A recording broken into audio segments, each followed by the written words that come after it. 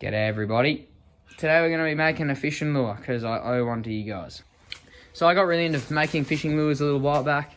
I made this lure up here. I've actually just given it a quick spray paint silver. I'm going to do a new thing on it. But that was a ballista tremor style lure because I wanted to buy a ballista tremor. And I couldn't really bring myself to spend $100 on one, so I made that. And I said if I hit 400 subscribers, I'd make one and make a video on how I made it. But basically what happened is I got to 400 subscribers and then one of my bench grinders broke and I couldn't work on it. So I didn't actually end up getting that video out for 400 subscribers. So today we're up at the shed to finish what I said I'd do. We are currently at 600 subscribers though, a bit over that I think. So, you know, a bit late, sorry about that. But we'll get into it and get this video out because I said I was going to do this, so let's get it. Alright, so this is the drawing I've came up with for this project. I know it's not the same as that other ballista tremor side lure that I did, but this one is styled a 4-piece, just like the Bassman Wake Walker. So I'm going to make something like that, a little bit new, but same concept as building the ballista tremor over there. It's just got a few more segments. So, yep, let's get into it. So the wood we got here, this is just a piece of poplar, some older, I found it on the ground. We have poplar trees out back, so I grabbed it and yeah, we got that. So it's really soft wood, it's good to make lures out of. And pretty much the first thing I did to make this lure was cut the poplar wood to a rough square shape where I can draw on it and just kind of get a better idea of how I'm going to do it. So I don't have a bandsaw or anything, I just do it all by hand, but what I'm going to do is cut that into a workable rectangle.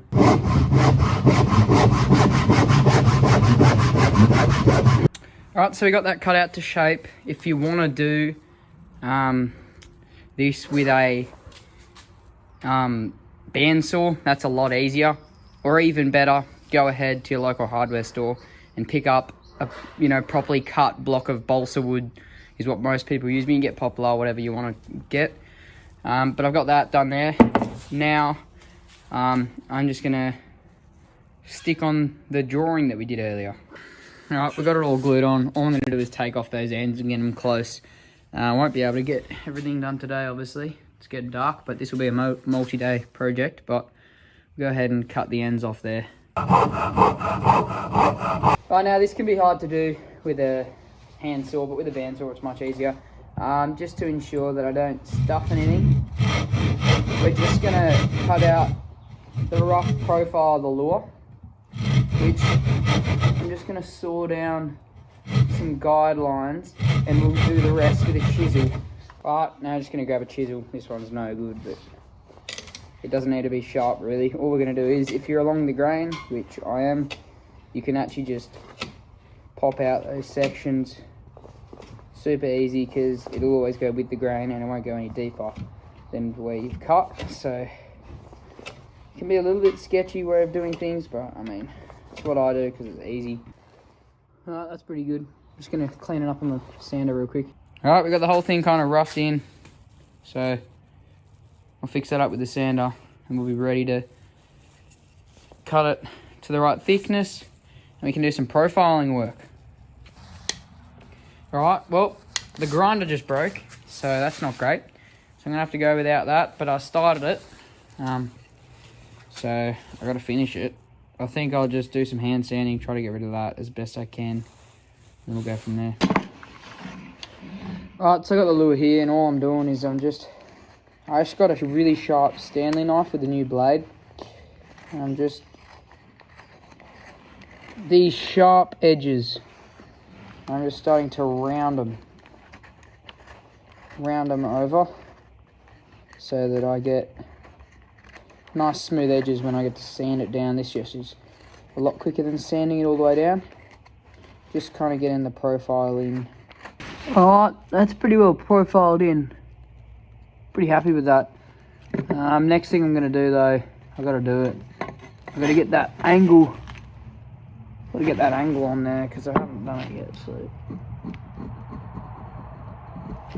I'll do that. Alright, so I'm just sanding it down a little bit at the moment. This is like 120 grit, I think. Alright guys, it's the next day. Got a bit of free time this Savo, so I'm going to keep working on it. But all I did yesterday was just give it some more sanding and marked out the sections with a Sharpie. Alright, we've sanded it to where I'm happy. It's looking pretty good, I reckon. So what we're going to do now is I got to think about where I'm going to put the weight. So basically I'm thinking weight in the front especially, and then I should flip it around this way. Weight here, and then we might have weight here as well, but for now we're looking at here and here. So what we'll do is we'll go ahead and cut those segments out on the saw, and we'll be able to kind of visualize things a little bit better. Right, now we've got each of our sections separated. So what I'm going to do is grab the knife and just try to clean them up a little bit, because you can see they're not quite straight, and I'll do a bit of sanding. I'm just going to get the ends really flush and really clean, get rid of some of that stuff like that. So we'll do that. I'm just using the edge of the table here. I'm kind of like sawing it just because I don't want to cut my fingers, but it's actually working really well. Alright, so they're all done. What I've got to do now though is I've got to install some hardware. So the first thing I'm going to do is drill the eye sockets, which is just simply going to be 2 eye holes, which I've already measured out on both. So I'm just going to use my Stanley knife to make a little bit of a hole.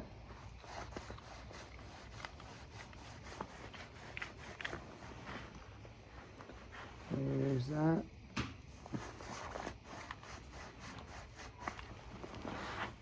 Just to kind of get a guide for the drill bit right there.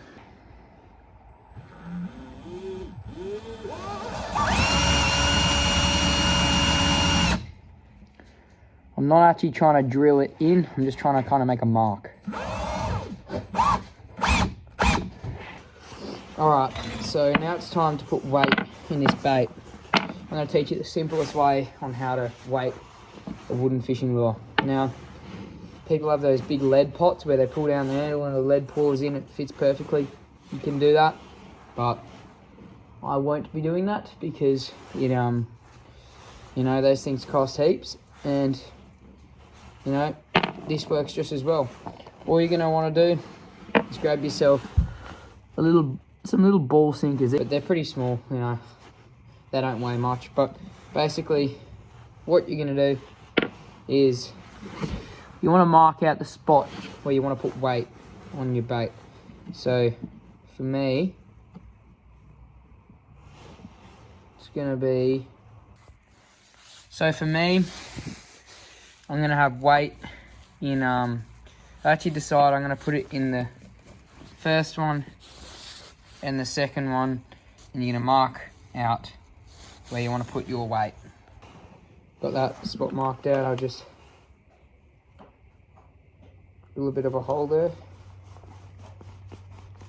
I've got a drill bit that's a little bit too small, and that is what you're after for me at the moment, because I'll just carve it out to the right size with the Stanley knife. But what we're going to do is we're going to do this very carefully, slow speed to start.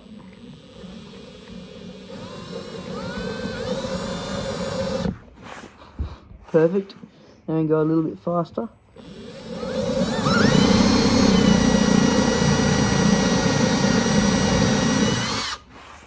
Alright guys, got it to a perfect size where it fits in there nicely.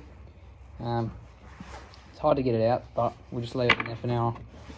I'll sort that out when I get to it. But now I got to drill out the other lead hole.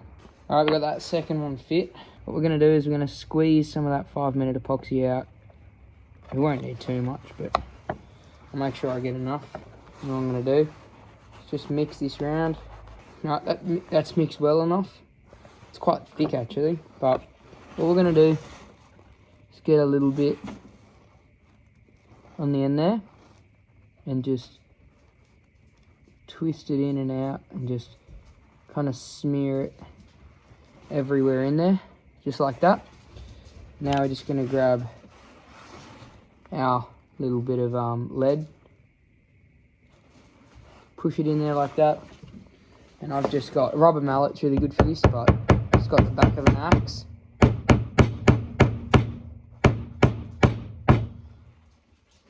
And that goes in there well, and then just tap it in. What we're going to do now is we're actually going to make the eyelets. So the hook hangers and the line tie, all the eyelets that we're going to need to do. So how to make these eyelets, hook hangers, line ties, everything right there. You just want to get a length of a 1 mil thick wire about, and just bend it in half, just like that. This is from a coil, so it won't be straight, so I like to just bend the ends back a little bit so that they meet in the middle, just like that. Now you want to grab your drill and you want to put those ends in the drill and tighten it up. There's a better look at it. You want it to be properly in there. You don't want any coming out the side. And you're just going to simply put that over. I'm doing this one-handed because it's kind of hard, but then you just want to start drilling until it goes on all the way. Then you just undo it from your drill, and I can loosen this vise, pull this out, and I did that all one-handed, but bang. I made 4 of them there. That's going to be perfect for 1 hook hanger, 2 hook hanger, 3 hook hanger, and a line tie. Alright, all the hook hangers are installed. We got the rear hook hanger, this one here, and the front hook hanger right there. Alright, we got them all the hook hangers epoxied in. Epoxy's like the strongest stuff ever, so you won't have any dramas there. Make sure that all your line ties, hook hangers are in line the way you want them, like up and down. So this is super simple. Doesn't really matter what super glue you've got. I've just got some cheap stuff, but just gonna simply pop a few drops just on top there. Let that sink in. That's as simple as getting yourself some baking soda on, putting it on top there. As you can see there, took 2 seconds. That is literally rock hard. I've tested this stuff in so many ways and it is so strong. Alright, that glue's looking pretty dry now. You might be wondering when we're going to start linking it together and doing the joints. We will do that soon. It's just for now, I'm not going to get to that because I like to do the joints after I've painted it and done the last clear coat on them. That way you don't get any clear coat or paint stuck in the joints. Alright, we got some polyurethane here. This is just clear Cabot's polyurethane. This is a water-based polyurethane, which is what you want to get for a sealant to seal your wood so it doesn't get waterlogged and start to sink and rot, and just, you know, you want to make sure that your lure is well sealed so it's going to last you forever. So this is the stuff I use. I've used some other stuff in the past. So how I go about this is, up there I have a rack where I hang all my lure projects when I'm working on them for a clear coat. So I just put them in the pliers so that there's still some exposed. I just simply dunk it. Alright, it's dripped for a minute or so. I come up to my rack up here. I've got these little S racks. I think you get the idea. I had to put that on, put the phone down and put that on, but yeah, it should just drip away. Alright, so I got all the pieces up here. They're gonna dry overnight. So there's drips, I actually wipe them off with a cloth real quick. Here's another bit. Here's the first one that I made. I spray painted it silver, but it's pretty cool. I'll wipe off these little extra bits and then I'll go inside and see you guys next time when we're out in the shed. All right guys, it's 4 days later. I'm back up the shed. I actually did, off camera, I did another polyurethane coat. So it's pretty thin coat on there now, but yeah, it's fully water sealed now. So I could go put in the joints and test it out, but I want to put the joints in last to get the most out of it. But all we're going to do now is give it a light coat of paint, which I'm going to be starting off with just some black. Right, while all 4 segments are drying up there with that first coat of paint, I'm actually going to get that joint hardware sorted, and I'm going to make, first of all, the eyelet, and then I've got to make a couple of series of joints. It's just going to be a single joint. It's not going to be a double, so we get a lot of movement side to side. All right, now we've got our remaining hardware, the 3 joints and the eyelet. So we got that already. Now we just got to wait for this paint to dry and we'll be able to keep painting. So I got some different colors here to experiment with. I got some black, I got some like chartreuse green, a purple there, this silver color, which I might give a go, and some red. I'm just gonna get that green on top there. It's like a army sort of green, I guess you could call it. It actually looks really good.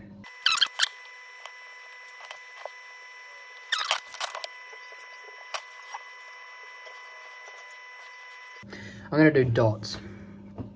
Where am I gonna put a dot? First dot's gonna be here.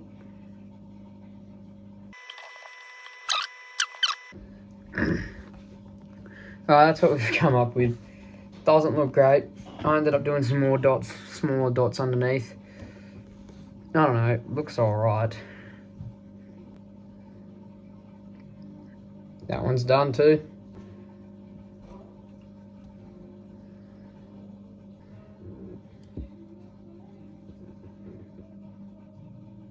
There's that last tailpiece done. Probably ready for another bit of green on the top there. Might make it a little bit lighter because it's not actually that noticeable.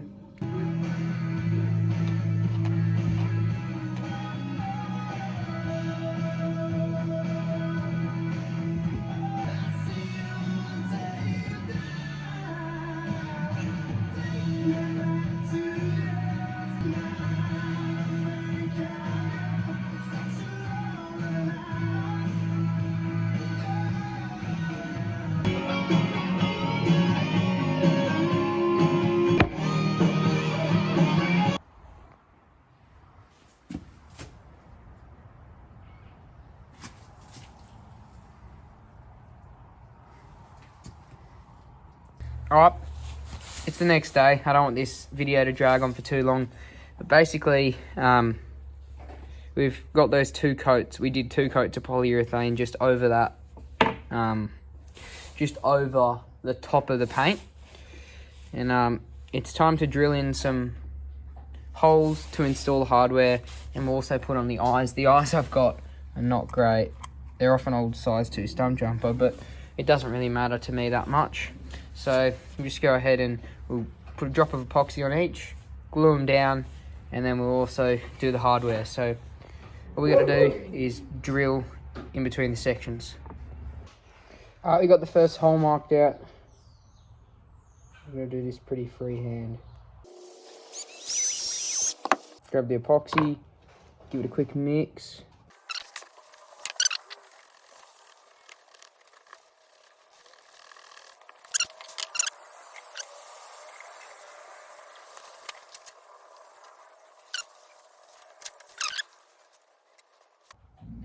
Alright, there you go. It's drying now. Got all the bits, got all the segments glued together, and we got that eye in.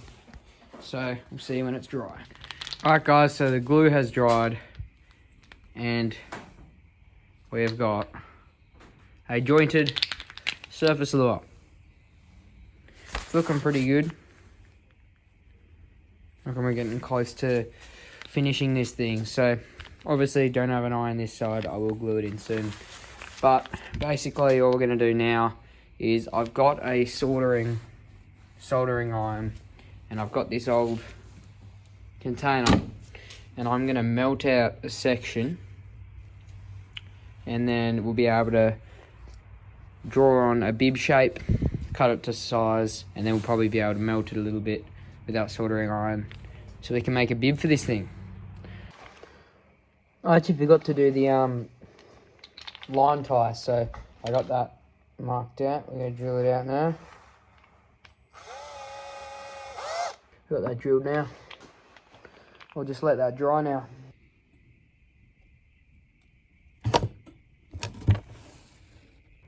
Alright, so I got a pencil marking around where I need to go, and I'm just going to simply melt all the way to the line, and then I'll clean it up really well with some sandpaper. Alright, we got that looking pretty good there. I'll do some more sanding and stuff, but first I've got to actually make the hole where that line tie is going to go through. So let's do it. Kick that out. We got the bib. Used my blowtorch and melted the ends a little bit, just bent them in slightly. And what I'm going to do is actually get a just a flat head screw and just put it in there, and then I'll hold it in place, but still make the bib interchangeable. So let's do that. And bang, just like that, just through a little flat screw. It's a Phillips head, but what I'm trying to say is one that's nice and wide, so it has a lot of surface area, and that just clamps that right down on there, and we have a pretty much completed big old surface lure there. It looks heaps good. The only things is the bib is a little bit rough around the edges, but that's alright. It's not going to affect it in any way. The bait itself is beautifully made, so I'll see you guys whenever I get the chance to go take this out on the dam and check out the action. So let's get out on the dam. We've got the lure, everything's finished on it, it's perfect. I just need to get rid of those lines with some petrol or whatever, but it looks so good, and we're going to test out the action. I've got my TD Black Little Mama setup with a 200 Tatula on there, 50 pounds. This is going to be the setup that I use for throwing this lure, but I've already actually given it a swim before I filmed, and oh my goodness, I'm so impressed by it. One thing I did do before is I actually weighed it, and it comes in at 80 grams. These wooden lures are usually, when you use a light wood like poplar, they're actually really a lot lighter than you think they're going to be. I thought this was going to be over 100 grams, and it was going to be hard for me to cast on this 85 gram setup, but no, it is absolutely perfect. It weighs in at 80 grams, so it's 5 grams under the cast weight of this rod. So we've got it on there, no hooks yet, but let's test out the action. First of all, when you cast it out, it realigns itself. I don't know if you actually saw that, but because of that weight we put in, but let's test it out. Look at that. It's hard to do one-handed. You put it out here, realigns itself. Look at that action. I actually got it set up with some hooks. We got some 1.0 BKK Raptor Z hooks on there.